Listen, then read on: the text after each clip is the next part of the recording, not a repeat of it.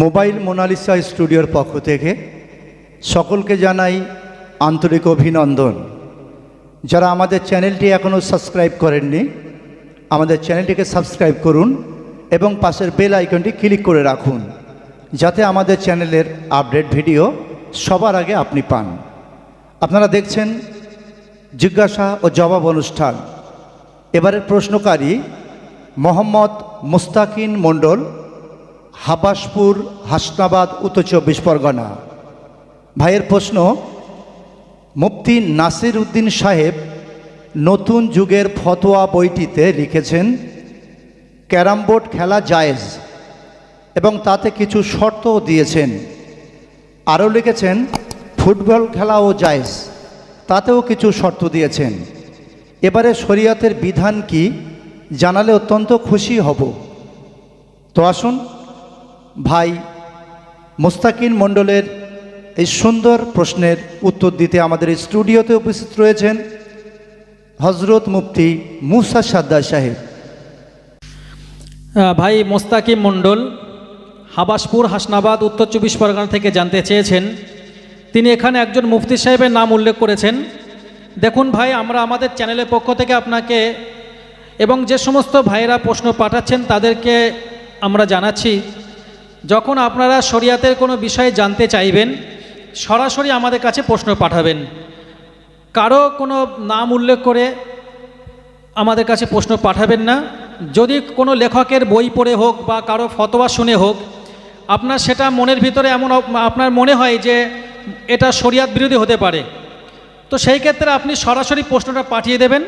আমরা ইনশাল্লাহ আমাদের চ্যানেলের পক্ষ থেকে সে উত্তরগুলো দেব।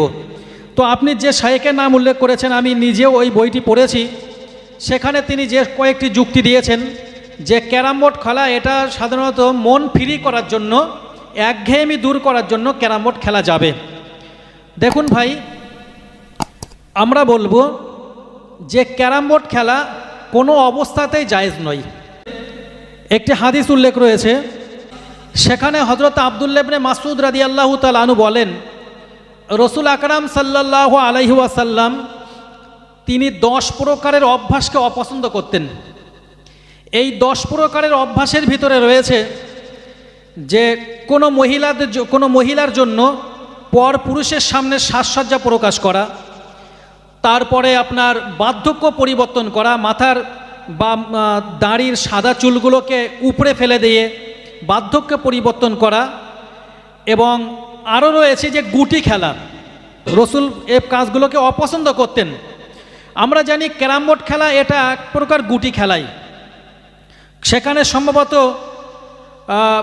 19টি গুটি নিয়ে এবং সঙ্গে একটা স্ট্রাইক নিয়ে বোর্ডের উপরে রেখে সেটা খেলা হয়। এটা সরাসরি একটা গুটি খেলা।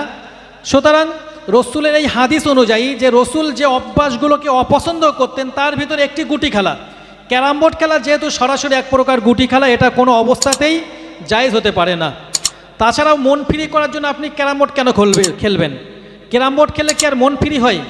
এটা তো আরও এক জায়গাতে দাঁড়িয়ে, সেখানে হাত পা নাড়াচড়া নাই, কোনো কিছু নয়, দৌড়াদৌড়ি ছুটোছুটি নয়, বরং এক জায়গাতে দাঁড়িয়ে আরও বাতের রোগ তৈরি হবে আপনার। এটা কোন যুক্তিতে তিনি দিয়েছেন সেটা তানার ব্যাপার। হয়তো এই সমস্ত উত্তরগুলো পেয়ে অনেক ইমাম সাহেব এবং হাফেজ সাহেবও ক্যারাম বোর্ড খেলার প্রতি আগ্রহ হচ্ছেন। ফলে আমার মনে হয় এই সমস্ত বিষয়গুলো সাধারণ মানুষের কাছে না ব্যক্ত করাই উচিত। কারণ রসুল যেখানে সরাসরি গুটি খেলাকে অপছন্দ করেন, সেখানে আপনি উত্তর দিয়ে দেবেন যে মন ফ্রি করার জন্য এটা জায়েজ, এটা কোনোদিন ঠিক নয়। আমি নিজে দেখেছি, একটি মসজিদ থেকে নামাজ পড়ে বার হলাম, তো সেখানে 4 জন ব্যক্তি ক্যারাম বোর্ড খেলছেন।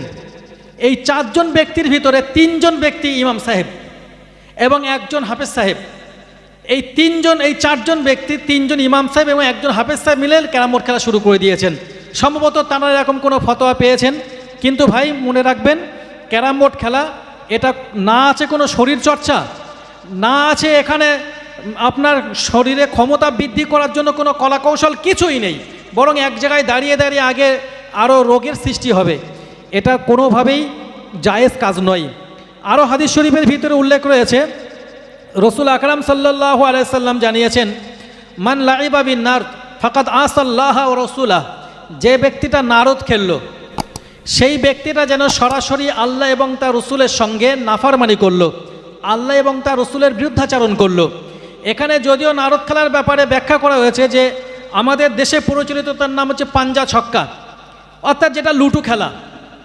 তবে আরও একটি হাদিসের ভিতরে উল্লেখ রয়েছে যে রসুল আকরাম সাল্লাল্লাহু আলাইহি সাল্লাম জানিয়েছেন যে ব্যক্তিটা পাশা জাতীয় কোনো খেলা করলো, এই পাশা জাতীয় খেলা যে করলো সে যেন নিজের হাতটাকে শূকরের মাংস এবং শূকরের রক্ত দিয়ে রঞ্জিত করলো।